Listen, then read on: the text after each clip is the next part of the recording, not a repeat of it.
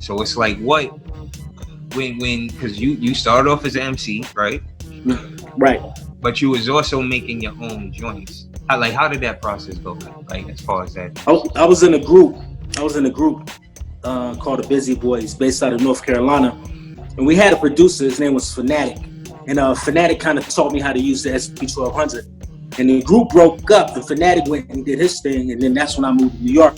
But I knew how to make beats, and so I was still trying to rap, but I was making my own beats to rap to, you know. And we got a record deal, whatever.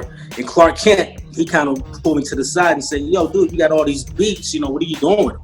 I'm like, "What do you mean? What am I doing with them?" It's like, "Yo, you could sell these beats, dude." And I'm like, "Word, I can make money off this shit right here." You know what I mean? And so I think he sold my first beat, The Father MC, for like $8,000.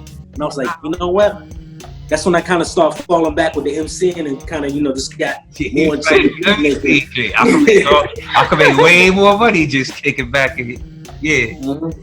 And I didn't have to be in front. I could be back here. I could live my life, make my music, and it worked out. Do you still miss the rapping? Because you still rap. Mm-hmm. We heard you we heard you a few months ago. I was like, okay, Ski, come through.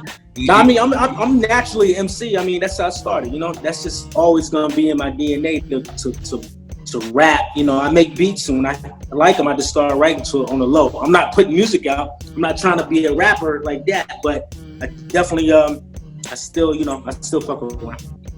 So that means on my album, I could get you to feature on one of the joints you produced. If I like the beat, I'll rap it. It's your beat, man. What you mean? If I like the beat, I'll rap to it. All right, cool. We got to work on that anyway. But I asked you about like how you got your start and how that was, and you've seen so many different changes in the game as far as I'm more or less thinking about like as far as techniques and everything. Making music, because you was doing everything with the floppies at first, and then once the computer came out, you got onto that, and you was just like, you can do so much more with Ableton, and especially once Ableton hit. Do you?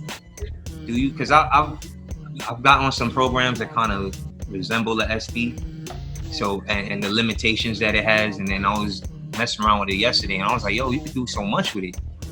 Do you feel like even though you have more options, do you think that you get more out of it even with all these options, knowing that you had so much creativity with the SP1200s, you still put out bangers? Like, not even what's easier, just what do you think is a better process? I mean, sometimes, having options is good. Sometimes I'll get on a DAW, like Ableton or whatever, and I know I could do more than I could probably do in the SP1200. Which is good sometimes, but sometimes it's like it's not good because you don't know where to start or how to finish it because you got too many options. When I'm on the SP1200, it's limited, so I know I have to think outside the box to make something. I know I have to come up with some creative ways to turn 10 seconds into a full song. You know what I mean? So it definitely brings out something else in me when I'm making music on something limited like that.